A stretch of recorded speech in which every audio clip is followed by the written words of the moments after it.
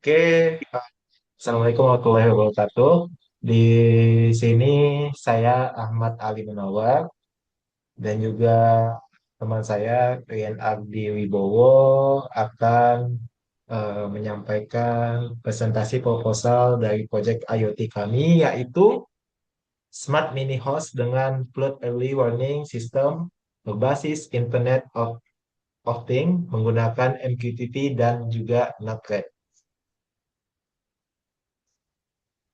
Oke, di sini ada kelompok kami. Oke, kemudian lanjut langsung saja masuk ke latar belakangnya. Di mana perkembangan IoT untuk zaman saat ini sangat berkembang.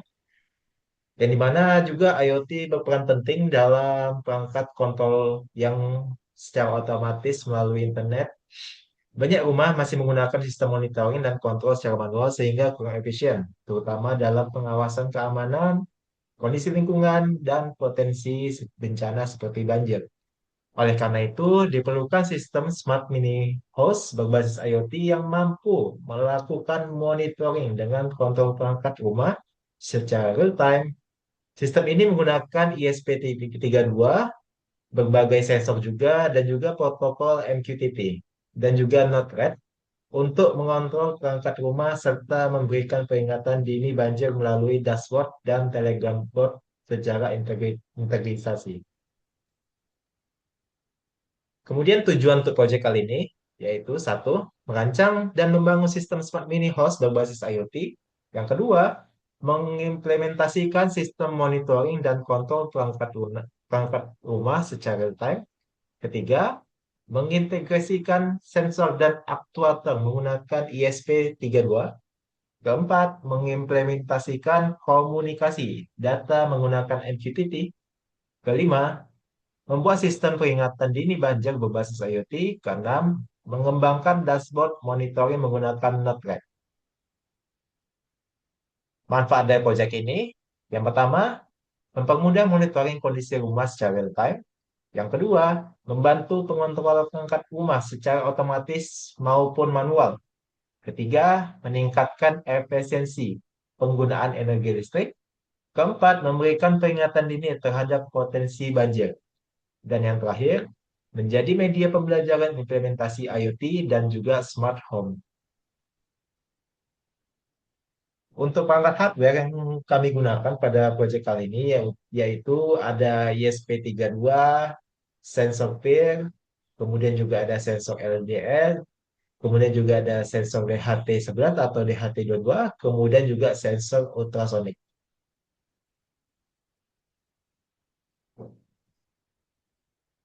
Oke, saya lanjutkan. Kemudian untuk alur kerja sistem, jadi di sini kita menggunakan dua mikroprosesor, yaitu ada SP32 yang berperan sebagai inputan sensor, yang satu lagi untuk aktuator. Jadi ada yang sensor, ada yang untuk aktuator. Nah, yang sensor ini dia membaca dari pergerakan, dari cahaya, dari suhu, ataupun dari ketinggian air saat itu.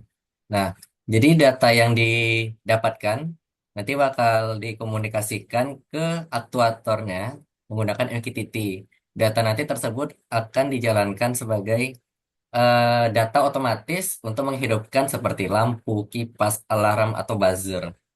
Nah, nanti data tersebut juga akan dimonitoring, bisa kita rekap kembali datanya untuk melihat perkembangan secara real time-nya.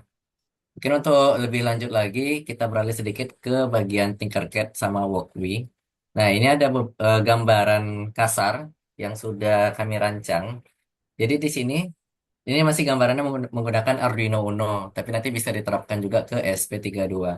Jadi di sini ada dua lampu. Sebenarnya yang putih ini itu sebagai kipas, yang biru ini itu sebagai lampu rumah.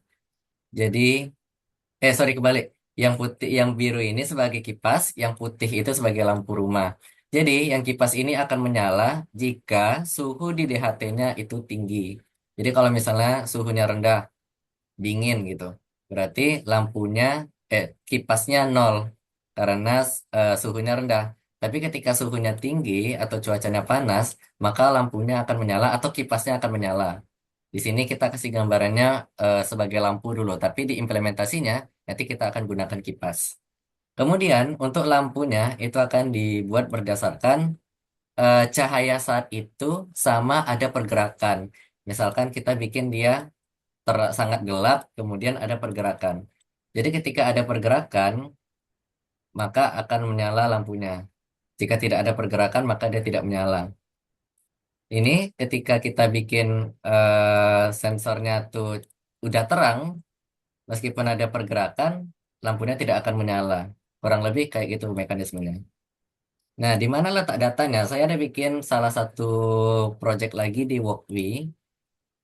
Ini untuk keempat sensor yang bakal kami pakai menggunakan SP32, ada sensor PIR, ada DHT, ada ultrasonic, sama ALDA, LDR. Jadi kita lihat di sini ada 5 parameter ya. Ada pergerakan, ada cahaya, ada suhu, ada kelembapan, sama jarak air. Jadi misalnya ultrasonic ini dipakai untuk mengukur jarak air. Jadi kalau udah tinggi bakal ada alarmnya. Misalnya jaraknya tuh kecil, maka water distance ini akan dapat datanya. Kalau yang ini untuk tingkat kecahayaannya, jadi light value-nya yang akan berubah. Kalau DHT itu untuk mengatur suhu, jadi suhunya akan berubah sama kelembapannya, humidity-nya. Kalau yang PIR itu untuk pergerakannya. Jadi kalau misalnya ada pergerakan, misalnya ini nol berarti nggak ada pergerakan. Tapi ketika ada pergerakan dia akan berubah jadi 1. Nah, ini gambaran contoh data yang bakal ditindaklanjuti lagi sampai dia menuju ke bagian aktuator node di SP32 berikutnya. Oke, kurang lebih seperti itu. Sekian presentasi dari kami. Saya ucapkan terima kasih atas perhatiannya. Wassalamualaikum warahmatullahi wabarakatuh.